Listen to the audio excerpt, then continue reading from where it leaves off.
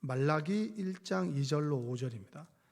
한 목소리로 합독해서 쭉 읽도록 하겠습니다. 여호와께서 이르시되 내가 너희를 사랑하였노라 하나 너희는 이르기를 주께서 어떻게 우리를 사랑하셨나이까 하는도다. 나 여호와가 말하노라 에서는 야곱의 형이 아니냐 그러나 내가 야곱을 사랑하였고 에서는 미워하였으며 그의 산들을 황폐하게 하였고 그의 산업을 광야의 이리들에게 넘겼느니라.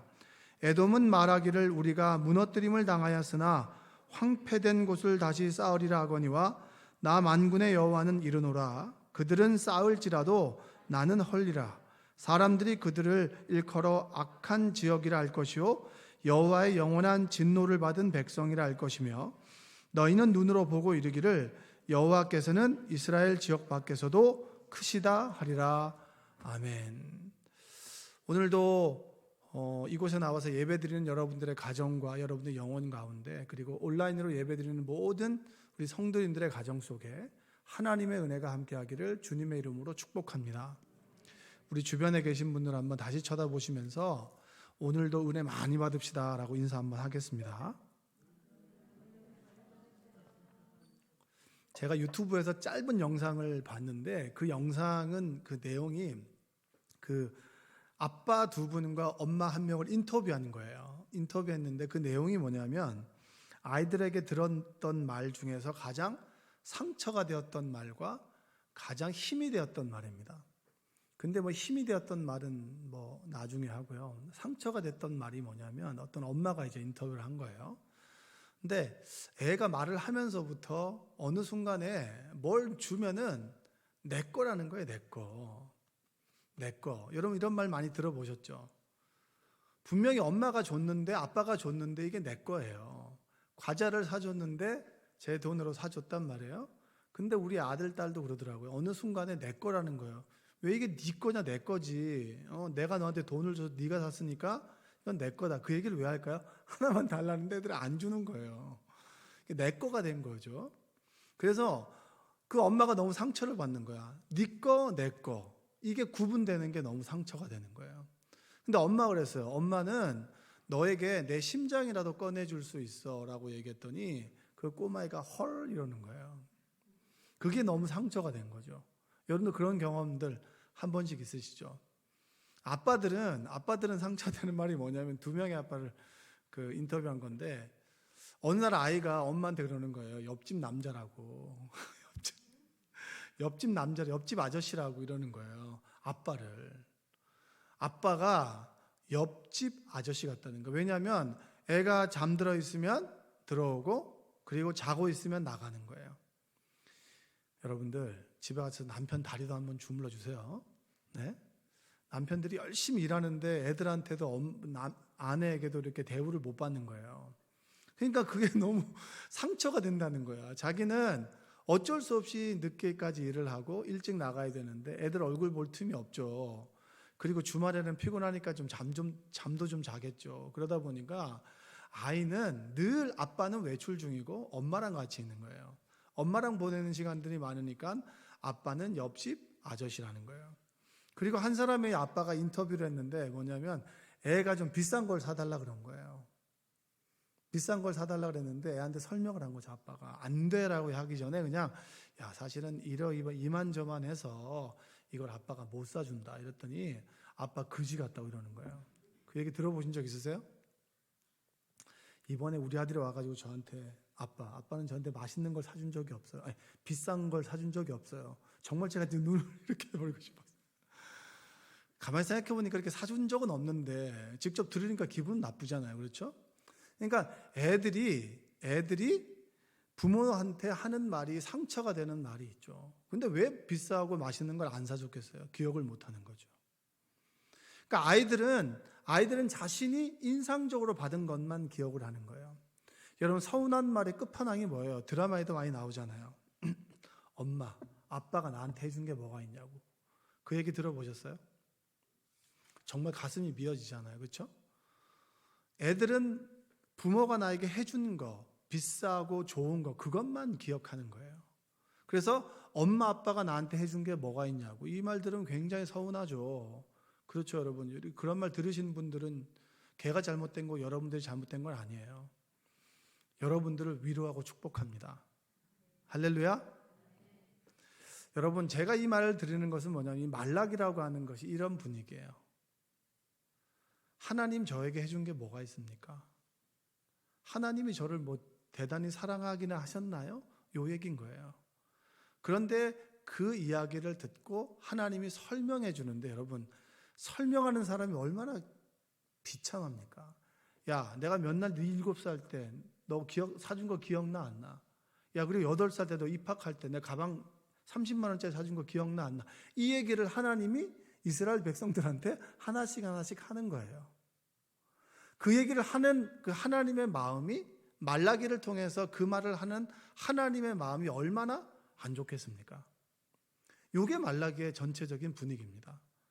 하나님은 서운하고, 그 다음에 이스라엘 백성들은 하나님이 나에게 해준 게 뭐 있습니까? 섭섭한 거예요. 서운하고 섭섭한 말들이 왔다 갔다 하는 질문과 대답이 바로 말라기입니다. 6개의 질문과 6개의 대답이 있어요. 근데 6개를 오늘 다 하진 못하고 크게 큰 틀에서 2가지만 오늘 좀 말씀을 드리려고 합니다. 말라기라고 하는 건 선지자예요. 선지자. 이 말라기라고 하는 것의 뜻은 나의 사자라고 하는 뜻입니다. 뜻이 뭐라고요? 그러니까 하나님께서 이스라엘 백성에게 보낸 사자가 누구냐? 바로 말라기입니다. 자, 따라서 말라기는 나의 사자라는 뜻입니다. 시작.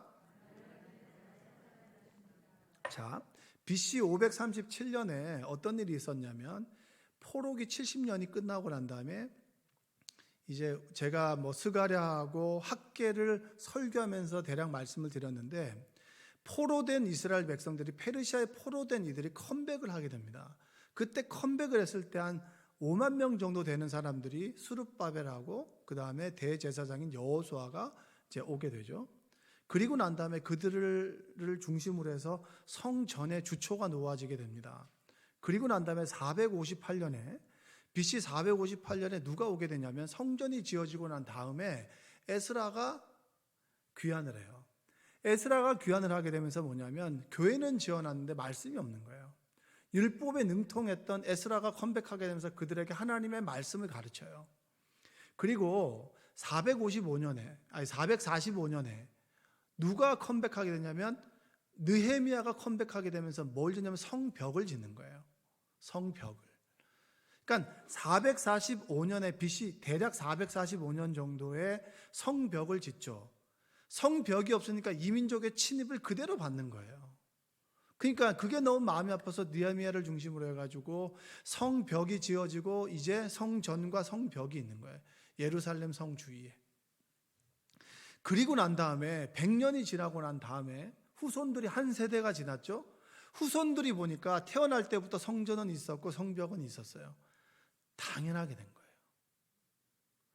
처음에 이 성전이 없었을 때는 성전의 소중함을 알고 내가 정말 소중한 것을 들여서 성전을 짓고, 그 성전에서 예배를 드릴 때 그 눈물이 났던 그 시간들을 보내고 난 다음에 100년이 지났는데 사람들의 마음이 식었어요. 처음 내가 하나님을 만났을 때 뜨거운 마음이 식어지고 라이프 스타일이 된 거예요. 교회는 가야 되겠는데 안 가면 좀 섭섭하고. 근데 요즘에는 어떤 제도가 있죠? 온라인 예배 드리면서 카톡 할 거 다 하고 하잖아, 그랬죠? 그만큼 유혹이 많죠. 그러니까 내가 오늘의 예배를 통해서 은혜를 받지 못하면 나는 더 이상 하루를 살아갈 수 없는 사람인데, 그 시절들이 지난 거예요. 무언가 내 삶이 좀 편안해지고 좋아지게 되니까 내 신앙생활도 치열하기보다는 편안해진 거죠. 은혜 그래 받으면 좋고 안 받아도 그만이야. 그냥 교제하는 게 좋고 중심이 사라지고, 그리고 예배 소홀하게 되고, 그리고 모든 것들이 시들시들하게 된 그때 하나님께서 말라기를 통해서 선포하시는 거예요. 그게 바로 질문과 대답이에요. 오늘 2절의 말씀을 한번 읽어볼까요? 2절 한번 읽어보겠습니다. 여호와께서 이르시되 내가 너희를 사랑하였노라 하나 너희는 이르기를 주께서 어떻게 우리를 사랑하셨나이까 하는도다. 나 여호와가 말하노라 에서는 야곱의 형이 아니냐? 그러나 내가 야곱을 사랑하였고, 하나님께서 뭐라고 하죠? 내가 너희를 사랑했다. 여러분, 제가 여러분들을 사랑하고 축복합니다 라고 얘기를 해요. 여러분, 사랑하고 축복합니다? 아멘 하시죠? 근데 개 중에는 사랑이 안 느껴져 이런 사람도 있을 거 아니에요, 그렇죠? 사랑이 안 느껴지는데 이런 사람 있을 거 아니에요. 똑같은 거예요. 하나님께서 내가 너희를 너무너무 사랑했다라고 했을 때, 아예 하나님께서 어떻게 저를 사랑하셨나요? 사랑하신 증거를 좀 보여주시죠. 하나님께서 사랑하셨는데 지금 내 삶이 이렇나요? 라고 하는 질문이에요. 거기에서 하나님께서 뭐라고 대답하죠? 에서와 야곱이 있는데, 나는 당연히 하나님의 소유인 에서를 사랑함에도 불구하고 나는 누구를 사랑했다? 야곱을 사랑했다는 거예요. 이 얘기는 뭐냐면, 너는 나쁘고 얘는 좋아서 사랑한 것이 아니라 당연히 장자를 좋아해야 함에도 불구하고 내가 차남을 좋아하는 것은 내 의지요 내 책임이라는 거예요. 내가 이를 악물고 너희를 사랑하고 그리고 너희를 축복했다는 거예요. 그 사랑이 여러분에게 깨달아지는 은혜가 있기를 주님의 이름으로 축원드립니다. 내가 너희를 사랑했다라고 고백했는데 어떻게 나를 사랑했습니까? 내가 야곱을 사랑했다라고 설명해 주는 그 하나님의 마음이 미어지는 거예요. 미어지는 거죠. 아무리 사랑을 이야기해도 사랑을 해도 사랑인 줄 모르고 전혀 엉뚱한 이야기를 하는 이스라엘 백성들을 보면서 하나님 마음이 아프죠. 구약 성경에서 보면 여러분, 아브라함이라고 하는 사람이 믿음의 계보를 이어가잖아요. 아브라함부터 쉽게 말하면 이스라엘 민족이 형성됩니다. 갈대우르에서 픽업했잖아요. 그리고 가나안 땅에 가는 동안 하나님께서 갈 바를 알지 못하는 그를 인도하셨습니다. 그리고 그의 아들 이삭에게 100배의 축복을 줬죠. 그리고 이삭의 자녀 누구죠? 야곱이죠. 야곱은 정말 속이고 뒤꿈치를 잡는 사람이잖아요. 늘 자신의 욕망을 채워나가는 그를 하나님께서는 축복하시고 의지를 가지고 사랑하셨다는 거예요. 그가 끊임없이 속임에도 불구하고 그를 버리지 않고 사랑한 거예요. 요셉을 지나서, 그리고 이 애굽에 약 한 400년 동안 그들이 종살이를 할 때에도 하나님께서는 그들의 울부짖음을 잊지 않으시고 들어주셔서 누구를? 모세를 부르셨고, 그리고 모세의 출애굽 이후에 가나안 땅에 들어가서 여호수아가 뭐죠? 정복 전쟁을 벌이잖아요. 정복 전쟁 이후에 사사들을 통해서 위기 때마다 하나님께서는 끊임없이 아브라함에게 주셨던 민족을 이룰 것이고 내가 너에게 땅을 줄 것이다. 그리고 복의 근원이 되게 할 것이다. 라고 하는 그 약속을 끝까지 잊지 아니하시고 사사 시대를 거쳐서 왕정이 되잖아 그랬죠. 사울 왕이 있고 다윗이 있고 솔로몬이 있죠. 솔로몬 이후 르호보암과 여로보암의 나라가 갈라지고, 그리고 북이스라엘이 210년 동안 가다가 무너지죠. 그리고 몇 년을 더 지나다가 남유다가 무너지고 나라가 끝났다라고 했을 때 그들은 70년 이후에 컴백시켜서 성전을 만들고 성벽을 만들고 그런 시간들을 쭉 보냈는데 이스라엘 민족들은 어떻게 우리를 사랑했습니까? 그렇게 묻는 거예요. 얼마나 하나님의 마음이 아플까요? 그러면 여러분, 이스라엘 민족도 이해가 되는 거예요. 하나님을 믿었는데 하나님을 믿음에도 불구하고 내가 고난 가운데 있다면 하나님께서 나를 사랑하신 건가요? 사랑하시지 않았다고 생각할 수 있죠. 저 사람은 저렇게 잘 사는데 왜 나는 이렇게 어렵게 삽니까? 나는 하는 것마다 왜 이렇게 고난과 역경 가운데 있나요? 하나님 저를 사랑하시나요? 라고 이야기할 수 있죠. 하나님의 사랑과 우리의 사랑의 포인트가 다른 거예요. 바라보는 방향이 다른 것이죠. 하나님의 사랑은 여러분 친밀감이에요. 존재형 사랑이에요. 너와 함께 있는 것이 하나님의 사랑의 표현입니다. 그러나 우리는 뭐죠? 하나님으로 인해서 얻을 것, 받은 것, 누리는 것이 하나님이 사랑한다, 사랑하지 않는다의 척도입니다. 여러분, 우리가 누가복음에 보면은 탕자의 비유가 있잖아요. 그렇죠? 탕자의 비유가 있는데 그 15장에 보면 첫째 아들과 둘째 아들이 있죠. 둘째 아들이 자기의 그 유산을 달라 그러잖아요. 살아생전에 부족 국가 속에서 살아생전에 자신의 유산을 받는다라고 하는 것은 이제 의절하겠다는 거예요. 연을 끊겠다는 거예요. 그리고 마을에서는 정말 이 배은망덕한 놈이라고 하는 거예요. 너는 이 부족에서 더 이상 살아갈 수 없다라고 완전히 호적에서 파낸다는 의미가 유산을 달라고 하는 겁니다. 유산을 갖고 갔어요. 그 유산을 받는 것이 그 아들에게는 하나님의 사랑이에요. 아버지의 사랑이에요. 돈을 주는 것, 재산을 주는 것, 소유를 얻게 되는 것이 사랑이에요. 그걸 가지고 갔는데 모든 걸 잃어버렸어요. 그리고 다시 돌아왔는데 아버지가 아무런 조건 없이 사랑해주고 안아주고 아들의 지위를 줬죠. 자, 누가복음 15장 29절로 30절 읽어볼까요? 한 목소리 읽겠습니다. 시작. 아버지께 대답하여 이르되 내게는 염소 새끼라도 주어 나와 내 벗으로 즐기게 하신 일이 없더니 아버지의 살림을 창녀들과 함께 삼켜버린 이 아들이 돌아오매 이를 위하여 살찐 송아지를 잡으셨나이다. 자, 둘째가 돌아왔을 때 살찐 송아지를 잡은 것이 첫째에게는 마음에 안 들어요. 왜냐하면 얘는 얘 분깃을 가져갔으니까 하나님의 아버지의 사랑을 다 받을 만큼 받았는데 왜 받냐는 거예요. 내 몫을 받는다라고 생각하는 거죠. 아버지가 뭐라고 얘기합니까? 너는 나와 여러 해 동안 아버지 성경 어김이 없죠. 자, 15장 31절 한번 읽어볼까요? 아버지가 이르되 예 너는 항상 나와 함께 있으니 내 것이 다 내 것이로되. 너는 나와 함께 있는 거예요. 이것이 사랑이에요. 아버지의 사랑. 아버지와 함께 있다라고 하는 것은 당연히 이 물리적인 공간에 함께 있다라고 하는 것이 아니라 함께 있다라고 하는 것은 아버지의 것이 내 것이고 아버지의 영향을 내가 늘 받고 있고 아버지께서 내 삶을 늘 인도해 나간다, 때를 따라 돕는 은혜를 주신다라고 하는 게 바로 함께 있다라는 거예요. 그 가치를 버리고 분깃을 가지고 간 둘째 아들, 그리고 아버지와 늘 함께 있었지만 아버지의 사랑은 둘째 아들처럼 소유를 받는 것에서 시작한다라고 하는 그런 첫째 아들 똑같은 거예요. 여러분 어떠십니까? 하나님께서 여러분의 인생 가운데 함께 계셨고 함께 계심으로 인해서 하나님의 것이 여러분의 것인데 늘 부족하다고 얘기하시지 않나요? 늘 내 것이라고 얘기하지 않나요? 내 거야. 하나님이 맡겨주시고 주신 것을 내 거라고 여기고 왜 하나님께서 내 것을 빼앗아 가시죠?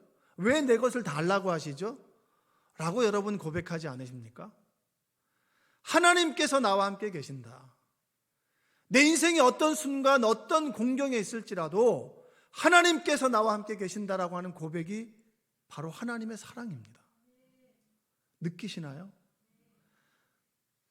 찬양을 한 구절에 찬양을 하고 한 구절의 말씀을 듣고 믿는 사람과 함께 대화를 하고 함께 보내는 이 시간이 하나님이 우리 가운데 함께 계시기에 우리가 누릴 수 있는 천국의 소망이고 천국의 맛이라고 하는 거예요.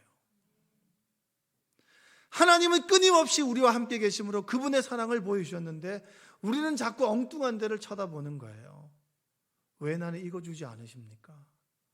왜 나를 비싼 음식을 사주지 않으십니까? 이것으로 하나님의 사랑을 평가한다면 우리는 둘째 아들과 첫째 아들과 똑같은 거예요.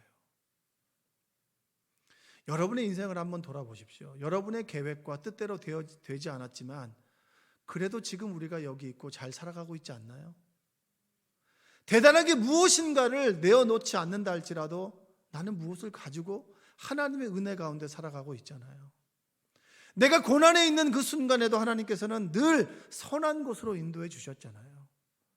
고난과 역경 속에 스스로 목숨을 취하지 않고 고난과 역경 속에서도 내 삶을, 내 인생을 포기하지 않고 바른 선택을 하고 그리고 바른 길로 인도해 주시는 하나님의 인도하심 따라 이곳에 와 있지 않으십니까? 하나님이 함께 계신 것이 가장 큰 복이요. 존 웨슬리는 얘기했어요. 가장 큰 복은 하나님께서 나와 함께 하시는 것이다. 지금 이 순간에 하나님께서 나와 함께 계심으로 내가 그분의 사랑을 느끼고 그분의 임재를 경험한다면 여러분 우리는 하나님이 나를 어떻게 사랑했습니까? 라고 말할 수는 없어요. 한번 고백해요. 하나님은 나와 함께 계십니다. 우리 말라기 1장 6절 한번 읽어보세요. 1장 6절 읽겠습니다. 내 이름을 멸시하는 제사장들아, 나 만군의 여호와가 너희에게 이르기를 아들은 그 아버지를 종은 그 주인을 공경하나니 내가 아버지일진데 나를 공경함이 어디 있느냐? 내가 주인일진데 나를 두려워함이 어디 있느냐 하나 너희는 이르기를 우리가 어떻게 주의 이름을 멸시하였나이까 하는도다. 자, 두 번째 질문은 그거예요. 하나님은 나는 너희들을 사랑했지만 너희는 나를 멸시했다라는 거예요. 네가 나를 무시했어. 그런 얘기 들어보셨어요? 어떻게 목사님이 저를 제가 이런 일이 있습니다. 그 오해였는데 어느 성도님이 저를 불렀는데 저는 당연히 봤다고 생각하고 여기 가서 뭘 저를 부르는 바람에 봤다고 생각하고 이야기를 했는데 그분이 저를 무시했다는 거예요. 그런 경험 있으세요? 저 예전에는 악수를 딱 했는데 악수를 하는데 갑자기 악수를 딱 하는 그 순간에 누가 불러가지고 목사님 그래가지고 딱 쳐다봤는데 손을 막 흔드는 거예요. 저를 쳐다보고 악수를 하셔야죠. 왜냐 악수를 쳐다볼 땐 그 사람 눈을 쳐다보는 거잖아요. 무시했다는 거죠. 그런 얘기 들어보셨어요? 전 보통 사람이 아니에요. 저 그런 얘기 다 들어본 사람이에요. 네? 제가 그냥 이렇게 온실에서 자란 것 같으세요? 네? 저도 들어볼 건 다 들어본 사람이에요. 그리고 잘 살고 있는 거예요. 네? 내가 너희를 사랑했는데 하나님께서는 너희들은 나를 멸시했다는 거예요. 그것이 뭐냐면 내 삶의 행동이나 태도가 하나님을 무시했다는 거죠. 하나님이 하나님 되심을 느끼지 못할 정도로 내가 행동했다는 거예요. 1장 7절 한번 읽어보세요. 1장 7절 말라기 1장 7절 너희가 더러운 떡을 나의 제단에 드리고도 말하기를 우리가 어떻게 주를 더럽게 하였나이까 하는도다. 이는 너희가 여호와의 식탁은 경멸히 여길 것이라 말하기 때문이라. 자, 너희들이 나를 멸시했다라고 하는 것, 내가 충분히 너희들을 사랑했음에도 불구하고 너희들이 날 멸시했다라고 하는 것은 뭐냐면 1장 7절이에요. 더러운 떡을 나의 제단에 드렸다. 그리고 어떻게 내가 주를 더럽게 했습니까? 너희들이 하나님께 드리고 하는 태도나 행동을 보면 나를 무시하고 멸시하는 건데 어떻게 나를 멸시했냐고 묻는다. 저희 그 먼 친척 중에 돈이 굉장히 많은 분이 있습니다. 정확하게 얘기하면 집이 많은 분이 있어요. 그 어렸을 때 이제 그분이 반포에 살았던 것 같아요. 반포에. 그러면 고속버스를 타고 이제 고속버스를 탁 내리면 바로 앞쪽이 그 친척 집이었어요. 그래서 그분 댁에 가면은 반포 면옥에서 갈비탕을 사줬는데 그게 너무 맛이 있었어요. 그래서 아직까지 그 반포 면옥을 기억하는데 거기가 어디 있는지 다시 가보진 못했어요. 근데 나중에 알고 보니까 반포가 굉장히 비싼 동네라고 하더군요. 반포에 좀 사셨으니까 다 아시잖아요. 그렇죠? 완포도 아니고 반포밖에 안 되는데 왜 이렇게 비싼 지역인지 모르겠어요. 반포도 있고 지금 뭐 용인에 계시고 뭐 집이 여러 채예요. 그리고 이제 자녀들이 다 반포에 살고 뭐 이렇게 굉장히 하여튼 부동산 비싼 데는 다 돌아다니면서 집 사가지고 이렇게 하고 뭐 이렇게 하는 분들 있잖아요. 그분이 우리 친척인데 저희 가정만 보면은 그렇게 안 됐나 봐요. 저희가 가면은 뭘 자꾸 주고 싶어 하는데 그 주는 게 다 버릴 걸 줘요. 이번에도 한번 최근에 갔는데 무슨 이게 캐리어라고 해서 줬는데 버릴 캐리어에다가 버릴 물건도 옷하고 먹을 거 하고 이렇게 넣었는데 정말 10개 중에 9개는 버릴 걸 우리한테 투척한 거고요. 그 중에 하나는 그냥 어쩔 수 없이 그냥 이게 버리긴 그러니까 갖고 있는 거예요. 여러분 그걸 딱 보면은 그분이 우리를 어떻게 생각하는 것 같으세요? 정말 대우해 주는 것 같으세요? 아니면 그냥 막대하는 것 같으세요? 근데 그분의 입장에서는 우리를 사랑하고 좋아해요. 그래서 뭔가를 주는 건데 주는 것마다 정말 쓰다가 안 입는 거. 그러니까 자식들이 입다가 안 입는 걸 모아다가 우리 그러니까 재활용품 그것도 아니고 저희한테 줘요. 그럼 우리가 싹 다 가져와요. 안 가져오면 또 계속 뭐라고 하기 때문에 가져와서 집에서 그냥 싹 다 갖다 버렸어요. 그런 걸 받으면 여러분 기분이 어떠십니까? 그냥 저는 이것 또한 지나가리라 생각하고 가져오는 거예요. 그냥 이 시간 또한 지나가리라. 그래서 우리가 버려주면 되지 이렇게 생각하고 가져오는데 기분이 나쁘죠. 제 아내는 장점이 여러 가지가 있지만 그 중에 하나 장점이 뭐냐면 옷을 줄 때 옷을 줄 때 정말 내가 입어도 좋을 만한 옷을, 아이 옷을 딱 이렇게 세탁을 해서 딱 보관을 해서 줘요. 처음에는 이거 주면 안 돼. 이거는 싫어해. 우리가 싫어하는 건 당연히 싫어해. 우리가 아깝다고 여기는 걸 줘야 좋아한다는 거예요. 여러분, 하나님께 우리가 드리는 것, 여러분 어떻게 드리고 계십니까? 하나님이요, 믿는 사람에게나 믿지 않는 사람에게나 창조주 하나님입니다. 내가 하나님을 믿건 믿지 않건 간에 하나님의 지위가 변하지 않아요. 요셉이 국무총리가 됐을 때 하나님의 영에 감동된 사람을 어디서 찾을 수 있겠느냐라고 바로가 이야기하죠. 요셉을 통해서 하나님의 이름이 높여졌단 말이에요. 그가 믿는 하나님이 내 꿈을 해몽했고, 그가 믿는 하나님의 사람을 통해서 흉년 7 그리고 풍년 7년을 나라를 다스릴 정도로 지혜가 있는 사람이다. 그러면 그 하나님이 얼마나 높아졌다는 얘기입니까? 그 하나님을 대할 때 우리가 어떻게 하나님을 대하냐는 거예요. 인도 선교사님의 어떤 잠깐 이야기를 들었는데, 어느 마을에 전도하러 가는데 그 주민 중에 한 명이 큰아들과 작은아들을 데리고 어디를 가고 있더라는 거예요. 그래서 안녕하세요, 어딜 가세요? 그랬더니 자기가 믿는 신에게 제물을 드리러 간다는 거예요. 속죄를 하기 위해서. 첫째 아들은 아주 똘똘해 보이고요, 둘째 아들은 좀 발달 장애가 있는 아이예요. 이 둘이를 같이 데리고 가는 거죠. 그리고 난 다음에 얼마 지나지 않아서 그 여자분을 또 그 선교사님이 만나게 된 거예요. 근데 그때는 두 아들을 데리고 왔었는데 그때 만났을 때는 한 아들을 데리고 있는 거예요. 근데 그 한 아들이 첫째가 아니고 둘째인 거예요. 아니, 첫째는 어디 갔냐고. 제가 예전에 말씀드리지 않았냐. 내가 믿는 신에게 속죄를 하기 위해서 제물을 드리러 간다고 얘기하지 않았냐. 그 첫째가 나는 첫째를 제물로 드렸다는 거예요. 아들을 제물로 드렸다는 거예요. 나는 나의 신에게 가장 좋은 것을 드린다는 거죠. 근데 여러분, 하나님께 어떻습니까? 한낱 하등 종교라고 믿는 그들에게도 가장 좋은 것을 드리는데, 여러분들은 어떤 것을 드리고 계신가요? 어떤 예배를 드리고 계신가요?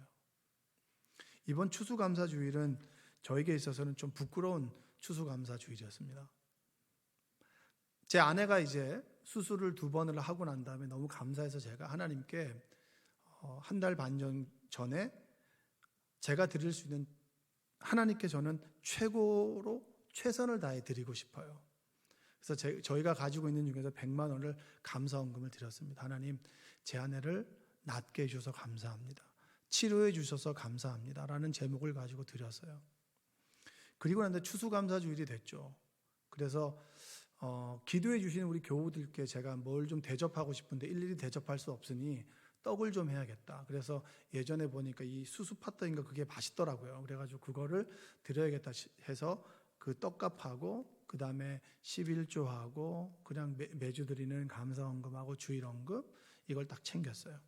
챙기고 난 다음에 제가 추수감사주일헌금을 30만 원을 딱 한 거예요. 그럼 다 해서 한 100만 원 정도가 되니까. 그래서 제가 그 봉투를 딱 찍어가지고 제 아내한테 보여줬더니 제 아내가 저보다 믿음이 좋아요. 부끄럽게 30만 원이 웬 말이냐 이러는 거예요. 근데 갑자기 제가 너무 찔렸어요. 왜냐하면 이만하면 되겠지라고 했거든요. 그 전에 드렸으니까 요 정도만 드리면 되겠지. 근데 추수감사주일이잖아요. 1년 동안 한번 제가 한 해를 돌아보니까 제가 하나님께 받은 은혜가 너무 큰 거예요.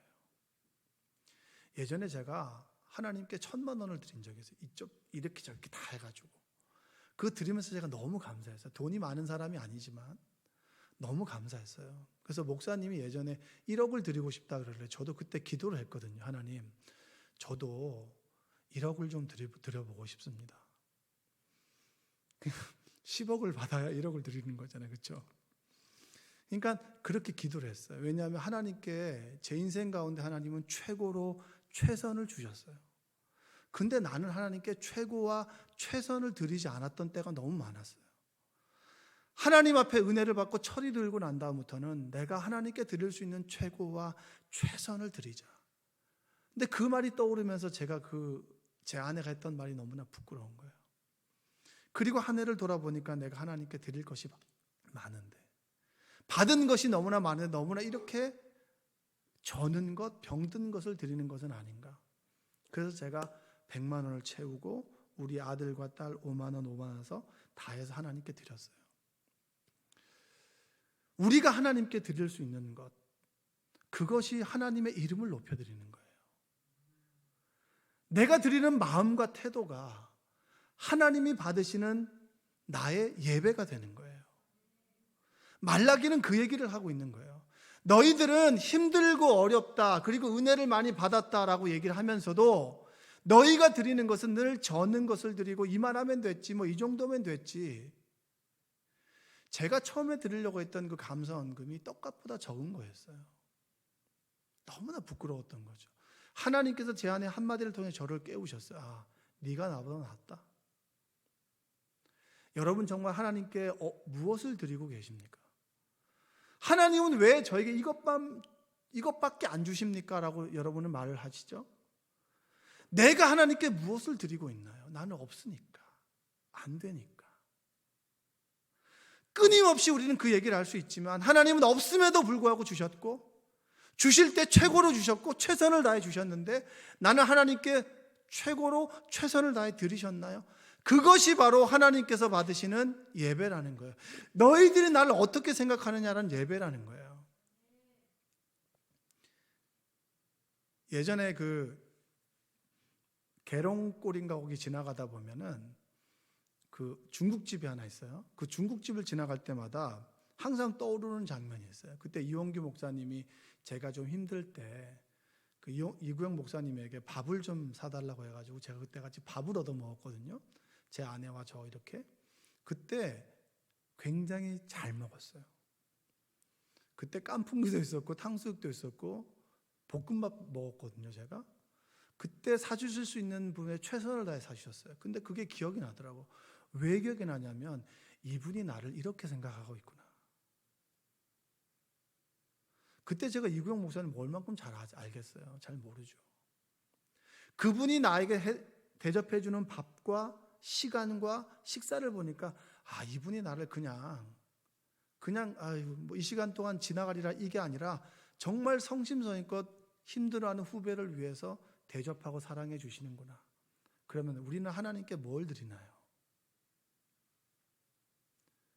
말라기는 지금 그 얘기를 하고 있는 거예요. 너희가 나를 멸시하는구나. 너희가 내 것을 훔쳤구나. 그게 뭡니까? 11조와 봉헌물이잖아요. 내가 하나님을 믿는다 이게 아니라 하나님께 내가 받은 것들을 드린다입니다. 이게 믿음이에요.